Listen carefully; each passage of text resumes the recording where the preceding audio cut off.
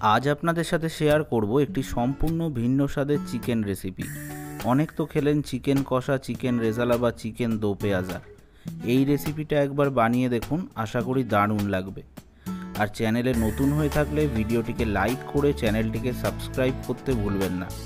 চলুন শুরু করা যাক কাঁচা লঙ্কা ধনেপাতা চিকেন।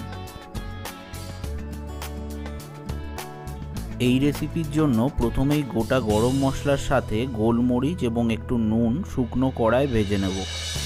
ভাজা হয়ে গেলে গরম অবস্থায় মিক্সিতে গুঁড়ো করে নেব।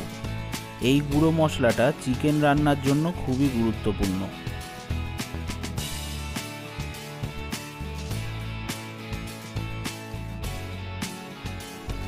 এবার আগে থেকে ধুয়ে পরিষ্কার করে রাখা মাংসের সাথে ঠিক যতটা পরিমাণ মাংস নেবেন তার হাফ পরিমাণ পেঁয়াজ কুচো করে মিশিয়ে নেব।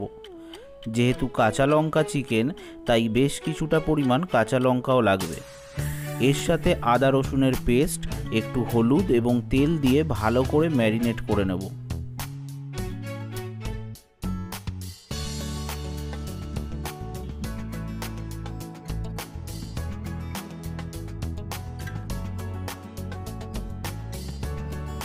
যতক্ষণ ম্যারিনেট হচ্ছে, আগে থেকে কেটে ধুয়ে রাখা ধনেপাতা এবং সাথে বেশ কিছুটা পরিমাণ কাঁচা লঙ্কা একসাথে মিক্সিতে পেস্ট করে নেব।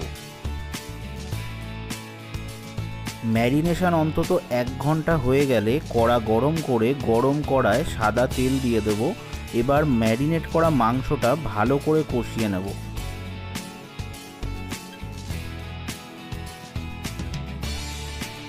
এই রান্নায় যেহেতু অনেকটা পরিমাণ পেঁয়াজ ব্যবহার করা হয়েছে, তাই আলাদা করে জলের কোনো প্রয়োজন নেই। পেঁয়াজ থেকেই অনেকটা জল ছেড়ে যাবে।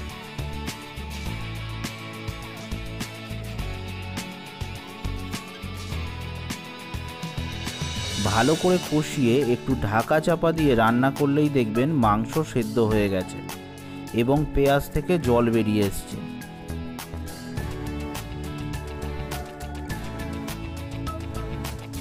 এবার একটু নাড়াচাড়া করে স্বাদ অনুযায়ী নুন দিয়ে পেস্ট করে রাখা ধনেপাতা এবং কাঁচা লঙ্কা অ্যাড করে দেব।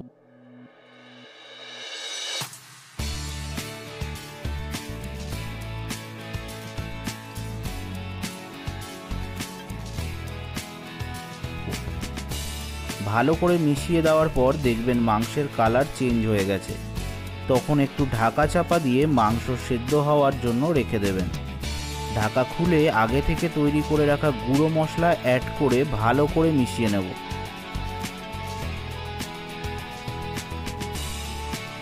এখন প্রায় রান্নার শেষ পর্যায়ে।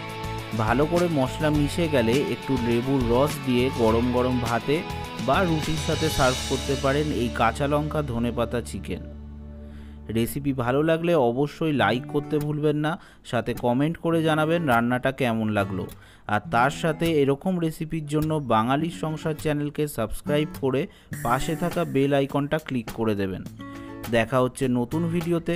ততদিনের জন্য সুস্থ থাকবেন, ভালো খাবেন এবং ভালো খাওয়াবেন।